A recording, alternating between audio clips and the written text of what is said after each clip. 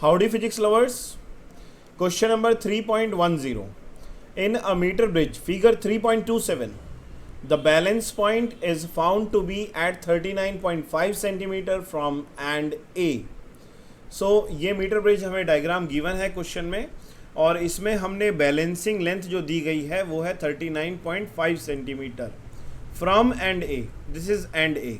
Okay, so A D जो balancing length है A D that is L, वो कितनी गिवन है 39.5 centimetre. When the register S is of 12.5 ओम. अब ये जो रजिस्टर एस है इसकी वैल्यू हमें गिवन है that is 12.5 Om.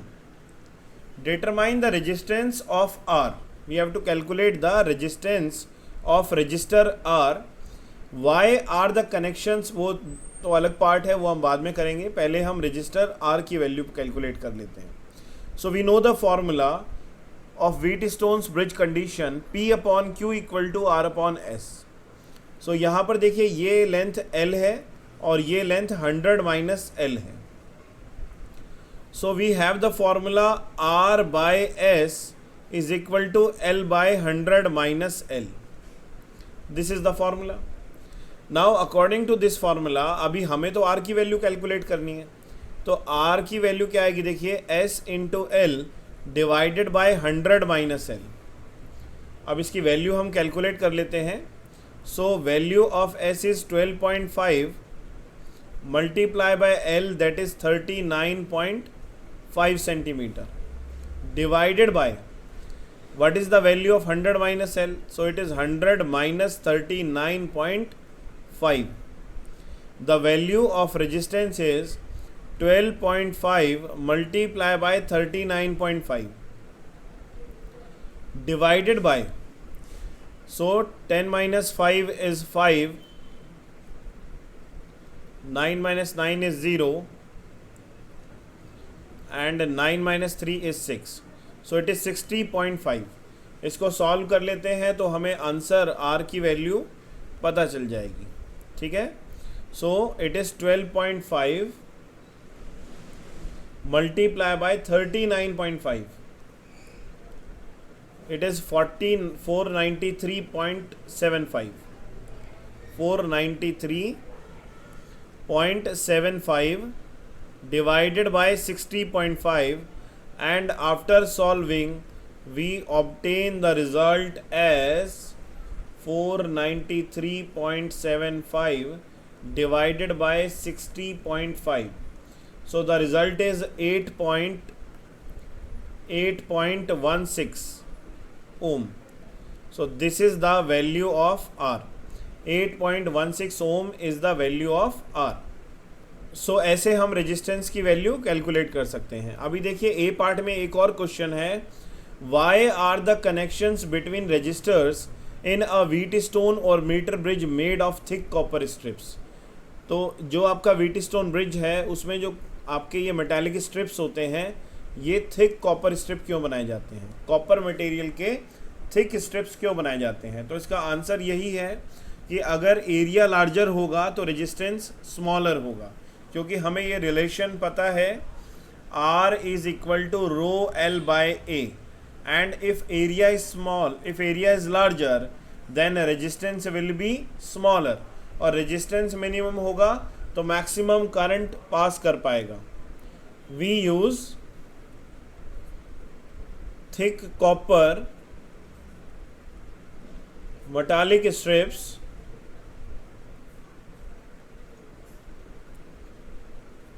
to increase the area,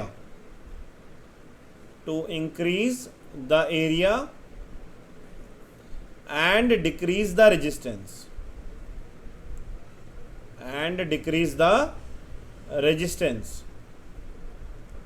so that maximum current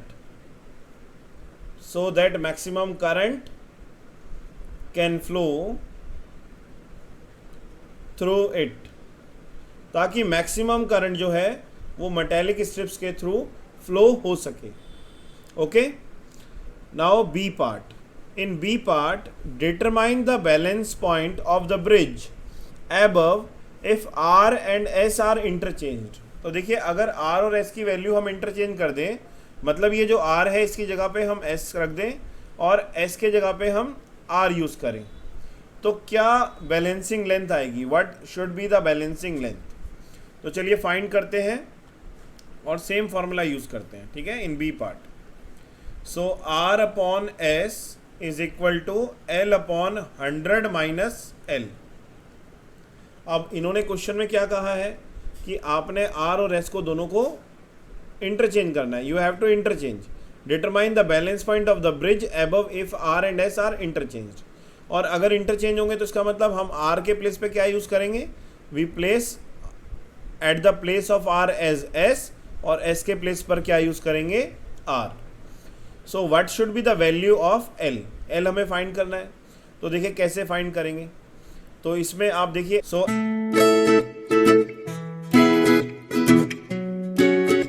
S की वैल्यू कितनी है? S की वैल्यू है 12.5। वैल्यू ऑफ R हमने अभी कैलकुलेट की 8.16 equal to L upon 100 minus L। Now we solve it. अब इसको सॉल्व करेंगे, देखिए कैसे। Now do cross multiplication, 12.5 into 100 minus L equal to 8.16 into L। So it is 1250 minus 12.5 L equal to 8.16 L. So it is 1250 is equal to 12.5 plus 8.16 L. 1250 equal to 6, 5 plus 1 6, 12 plus 8 20. So 20.66 into L, तो L की value आ जाएगी 1250 divided by 20.66। इसको divide कर लेंगे और हमें result पता चल जाएगा 1250 divided by 20.66, that is 60.5। So L is equal to 60.5 centimetre from end A। तो ये हमने बी पार्ट में बैलेंसिंग लेंथ फाइंड की, ठीक है, L equal to 60.5 centimetre. Now C part of the question,